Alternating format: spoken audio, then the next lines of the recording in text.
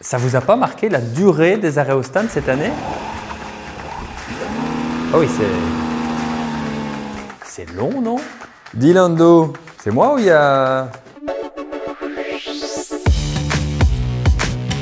Bon, après un certain nombre de grands prix, on se disait qu'il était temps de jeter un œil sur certains éléments, certaines conséquences du changement de règlement, conséquences directes du passage aux pneus 18 pouces. On a des arrêts au stand qui sont plus lents puisque les roues sont plus grandes, plus volumineuses, plus lourdes aussi, 3 kg de plus à l'avant, 4 kg de plus à l'arrière. Donc on se loupe beaucoup plus cette année au pit stop, même chez Red Bull qui était pourtant l'équipe référence en la matière avec le record du chrono du pit stop, même chez Williams.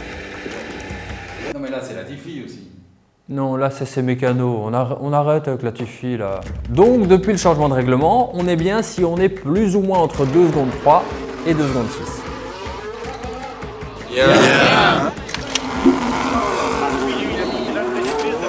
Yeah. Pas mal, on se fait bien. Plus dur. Yeah. Alors oui, bien, mais attention. Parce que cette année, les couvertures chauffantes sont passées de 90 à 70 degrés. Du coup, c'est le petit piège quoi. Mais quand on voit un arrêt comme celui de Leclerc au Canada, 5 secondes 4, c'est tout pourri, hein, on va pas se mentir. Mais regardez où Leclerc ressort. Dans le trafic. Merci qui? Dans le trafic et surtout, dans un train DRS. Un quoi? Hop hop! On me dit que Lando sort des stands. Non, c'est une blague. Certains pensaient que les F1 2022 seraient moins dépendants du DRS. Pas du tout. Alors point positif, la plupart du temps, ça reste l'arme numéro 1 dans un duel 1 contre 1. Le nouveau règlement permet que les pneus surchauffent moins et donc on peut maintenir cette bagarre durant plusieurs tours. On peut attaquer, contre-attaquer et continuer le duel. Ça, c'est pour le point positif. L'autre point, c'est que depuis le début de saison, eh bien, la F1 a prouvé qu'elle avait encore bel et bien besoin du DRS pour les dépassements. Mais à la limite, pas de souci, plus de spectacles dans les duels 1 contre 1 et puis des batailles stratégiques, on l'a vu avec Leclerc et Verstappen à Bahreïn et en Arabie Saoudite. Je vois pas où est le problème alors.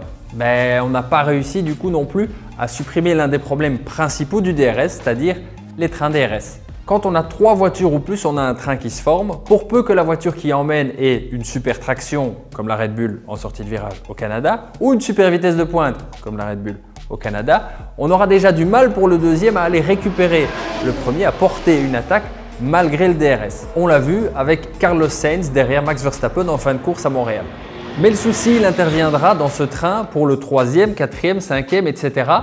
Puisque toutes les voitures sont à moins d'une seconde, elles bénéficient toutes du DRS. Donc le 3e va en bénéficier sur le 2e, mais ce 2e bénéficie aussi du DRS sur le premier de la file. Tu me suis? Non. C'est pas grave. Et donc tout se neutralise puisque chacun a le DRS l'un sur l'autre. Un va avoir le DRS pour attaquer celui devant, mais celui devant aura le DRS. Donc, si on a un train de 7 voitures, vous êtes 7e, le 7e a le DRS sur le 6e, et le 6e a le DRS sur le 5e, et le 5e il a le DRS sur le 4e. J'en ai marre. Mais ça va, pas être agressif, j'explique. Solution, si on n'est pas encore rentré, on peut tenter l'overcut. Et là, il faut aller voir la capsule de Monaco. Bon, après pour un overcut, il faut un bon arrêt. On a des nouvelles de Lando?